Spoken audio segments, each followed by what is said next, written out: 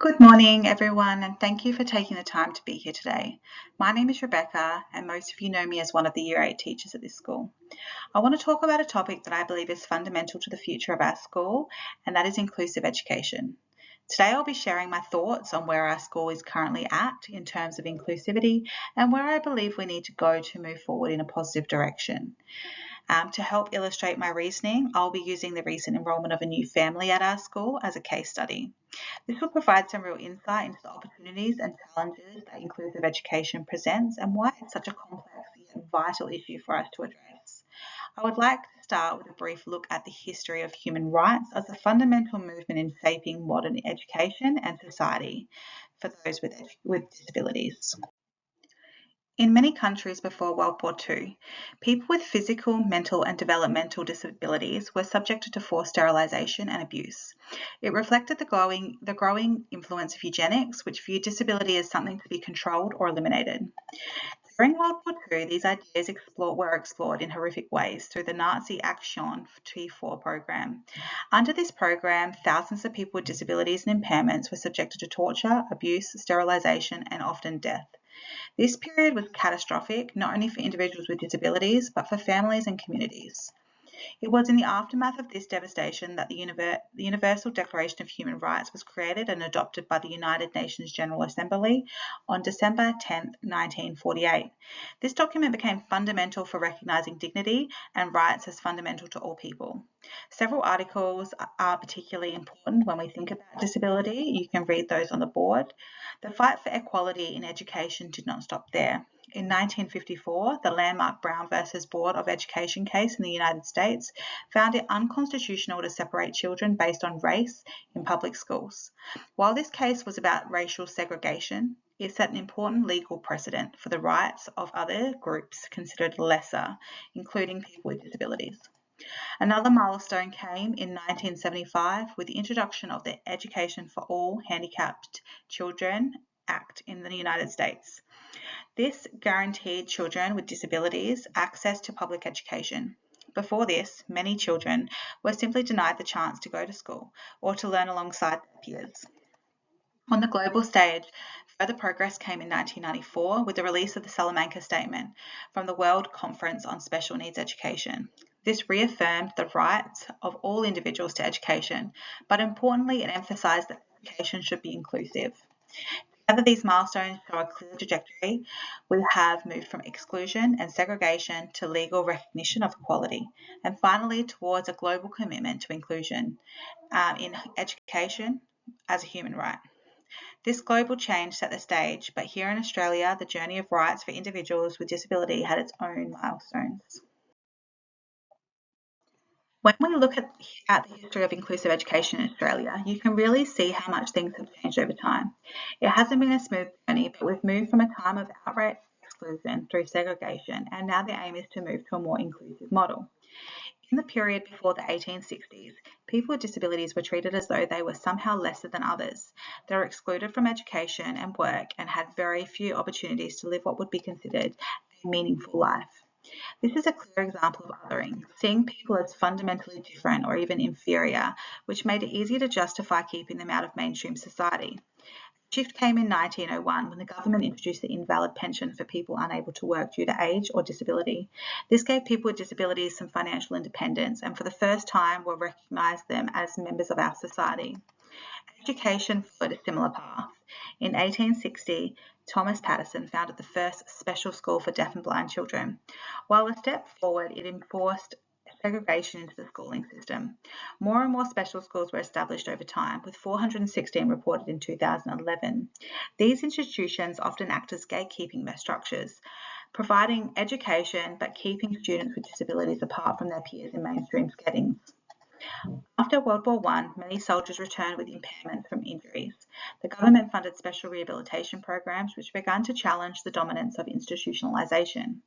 In 1973, the Carmel Report recommended greater emphasis on diversity and argued that students with disabilities should be integrated into mainstream classrooms. This was an early step away from ableism, which assumes that non-disabled ways of learning and behaving are the norm. By the 1980s, legal protections were introduced. The 1986 Disability Services Act recognised that people with disabilities should have the same human rights as everybody else. This was followed by the 1992 Disability Discrimination Act, which made it unlawful to discriminate in education, employment, or service based on disability. Australia strengthened its commitment further in 2008 by ratifying the UN Convention of the Rights of Persons with Disabilities, which reframed disability as part of human diversity. However, it was argued that Australia still tended to adopt a medical lens within this area, focusing on individuals' deficits rather than removing barriers. For example, the National Disability Insurance Act and the NDIS were significant but can reinforce ableism by categorising people through what they cannot do. This shows the disconnect between policy that has a social justice approach and the frameworks that are created still using a medical approach. Recent policy is intended to move more firmly towards inclusion. Australia's disability strategy emphasises the importance of people with disability being equal members of society, including a specific focus on inclusive education. In 2023, the Disability Services and Inclusion Act replaced the 1986 Act. This new act deliberately does not define disability, moving away from putting people into boxes and instead aligning with international obligations such as the CRPD. Within education in Australia, we follow the 2005 Disability Standards for Education, which outlines that students with disabilities should be able to access education on the same basis as those students without disabilities. In practice, this means every student should have equal opportunities to participate without being separated or limited by their disability. The Australian curriculum is designed to support these policies. And overall, Australia has shifted from exclusion and segregation towards a more inclusive model. The challenge now is to achieve transformative equality, to actually transform every school and every classroom into an inclusive one. That means not only placing students with disabilities in mainstream classrooms, but also dismantling the system of othering, ableism and gatekeeping that remains to ensure all students are truly educated on the same basis. This year we have a new enrolment in our school.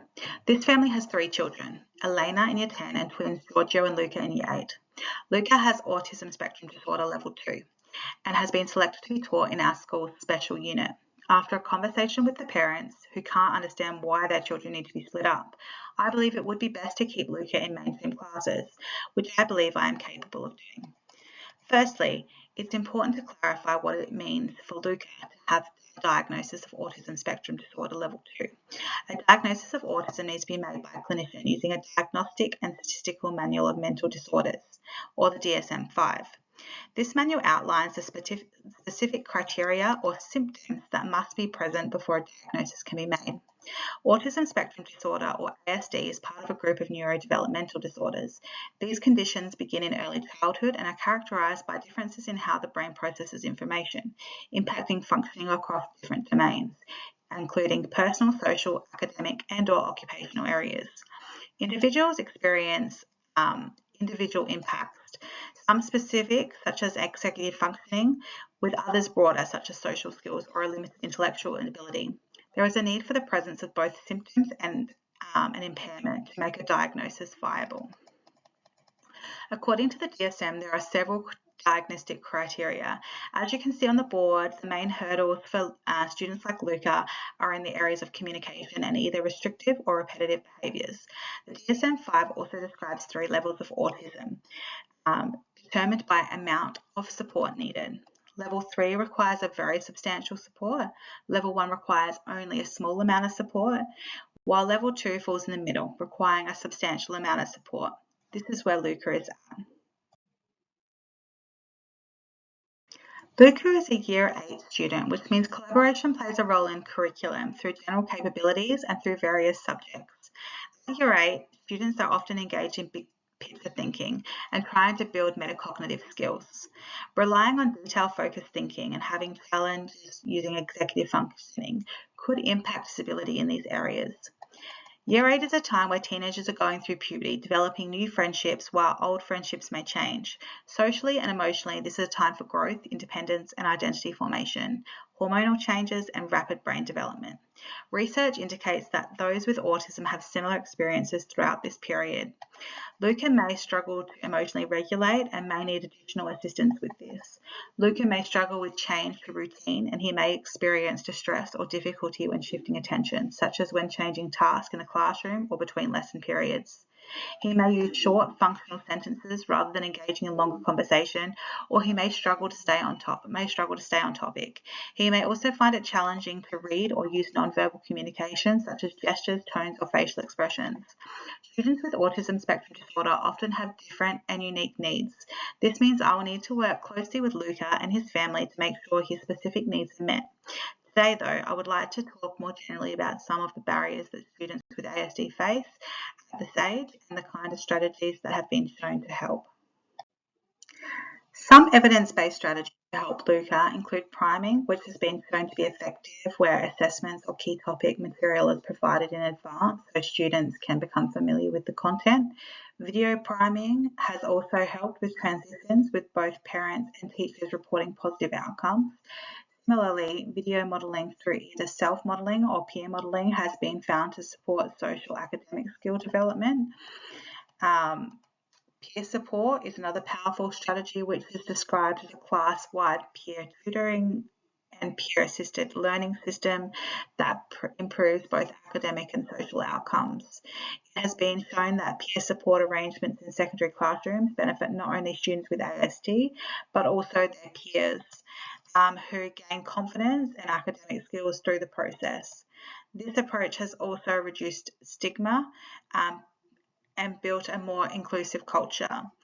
Visual supports have also been found effective with a meta-analysis finding that interventions using pictorials or graphic representations had a moderate to strong positive effect on reading comprehension. Tools such as Venn diagrams, KWL charts, storyboards, and flow charts have been found useful for students with ASD to organise their thinking, making it easier to move from the detail-focused approach that is easier for them to process to a more bigger picture approach to understanding. Taken together, this research shows that there are many strategies we can draw on to support students with ASD across social, behavioural, and academic and emotional domains. The key is to involve stakeholders such as Luca and Luca's family in their identifying where he struggles most and what strategies will be best for him.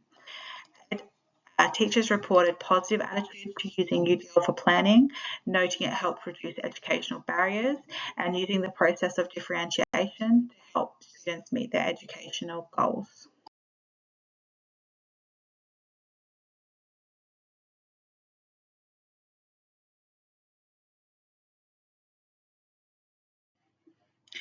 Looking at the body of research there is available, we can see that after learning a little more about Luca and his abilities and the barriers he faces, I feel confident that I can create a plan to support Luca in my Year 8 class. The research indicates that this is the best place for him to be. Although it is an older study, the impact of inclusive education on the three main stakeholders, the student with disabilities, the peers, and the teacher in the classroom, was researched across multiple studies. The findings were clear. For students with disabilities, the benefits included academic gains such as higher achievements, more on-task behaviour, and increased motivation to learn. Just as importantly, there were improvements in social and emotional development, with students reporting more positive interactions with their peers and better attitudes towards school. The study also looked at the long-term impacts of inclusive education, finding students with disabilities who attended inclusive classrooms were more likely to have positive employment outcomes, higher wages, and greater independence in adulthood, as well as improved social integration and outcomes in personal relationships. The benefits were not limited to students with disabilities, with their peers not being disadvantaged academically at all. Their instructional time and academic performance were not negatively impacted. In fact, socially, there were more positives. Students in inclusive classrooms reported greater acceptance of diversity, more friendships with peers who had disabilities, and a stronger ability to understand and adapt to disability in other areas of life. For teachers, the results were more mixed, often tied to attitudes and self-efficacy around implementing inclusive practices. Concerns included the need for training, financial resources, and adequate support. But even here, there were positives. Teachers working in inclusive classrooms often reported increased confidence and greater ability to differentiate for all learners. More recent research has confirmed these benefits, reporting inclusive classrooms generally bring positive social and behavioural outcomes for all students, with academic impacts ranging from positive to neutral. When we look specifically at autism, it is found that inclusive education can improve peer learning, cognitive and adaptive skills, and more importantly, social skills. Students with autism benefit from peer relationships, reduce stigma, and the opportunity to build and maintain respectful relationships. Meanwhile, students without disabilities gain empathy, understanding, and positive social attitudes. Teachers are already differentiating for students across a wide range of abilities. This directly links to the Australian Professional Standards for Teaching. Standard 1.5, which calls for differentiation across the full range of abilities, and Standard 1.6, which requires us to fully support the participation of students with disabilities. It is important for us to look beyond the classroom to see benefits for inclusive education.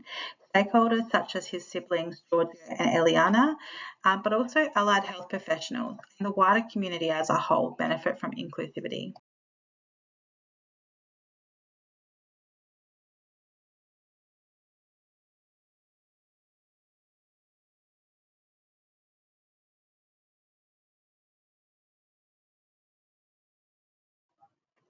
Of course, not everyone might be happy. Meet Sally and Dan. They have a child in Luca's class and they are worried about him being in the class with their son. Although they think inclusive education could be a good thing, they are concerned their son won't get the same experience if the teacher is too focused on Luca. This is not unusual. A review looked at parents' perception of inclusive classrooms and found that generally there was a positive attitude towards inclusion and support for an inclusive classroom, while at the same time some parents, especially parents of students without disabilities, were concerned about the possible impact on their child. Support also tended to drop as the perceived level of severity increased. So parents like Sally and Dan may have reservations or concerns. It's important we explain how the Australian curriculum upholds legislation such as the Disability Discrimination Act and the Disability Standards for Education, and that these require us to take into account different abilities and needs so that all students can access education on the same basis as one another. As a teacher, this is the basis of some of the professional standards that we also have to meet as teachers, including 1.5 and 1.6 through planning adjustments and full participation, and 4.1 and 4.3 by creating a safe and inclusive environment. So how do we do this without shortchanging anyone? We can differentiate, adjust content, product, process, and the learning environment as necessary. This kind of differentiated instruction is already common and successful in many Australian secondary schools. We can explain how we can plan proactively with the universal design for learning and how that research has highlighted a link between higher engagement and enjoyment, more positive peer-to-peer interactions, stronger academic outcomes, and a more positive classroom climate. For Sally and Dan's son, that looks like clear routines, scaffolded tasks, flexible grouping, and choice in how to show learning. This kind of strategy improves outcomes for all students, not just Luca. We also know that there are social benefits for students without disabilities in inclusive classrooms, with improved peer relationships, more positive attitudes, and a positive class culture. And finally, the tone of this conversation matters. We validate Sally and Dan's feelings. We explain specific classroom practices that demonstrate quality learning for all students. We invite them into the process so they can see how their child's learning will be supported alongside Luca's. That's how we build a positive parent-teacher relationship, grounded in evidence, our curriculum expectations, and our legal obligations. With this evidence in mind, there is no reason why Luca should not be included in a mainstream classroom. The question then is, why are we as a school still gatekeeping the inclusive experience? Despite the many policies and frameworks designed to support inclusive education, Australia has seen an increase in segregated settings. While earlier I mentioned that in 2011, there were 416 special schools. In 2022, this number had grown to 520. This is a step backwards. Instead of moving towards transformative change, we are drifting further into segregation and reinforcing that stigma that students with disabilities are different and belong somewhere else. This school is guilty of that action. And even though there may have been good intentions, it is obvious from what we have looked at today that the benefits for all are clear. I propose that not only do we place Luca in a mainstream setting, but also that we close our special unit and work together to create inclusive classrooms with the support of policy, school leadership, and each and every stakeholder in the school community. There will be a need for the support from our leadership through a partnership and a clear goal to our site and those within it to be successful. But let's be the change. Thank you so much for your time today. Please come to me if you'd like to discuss anything about this topic further.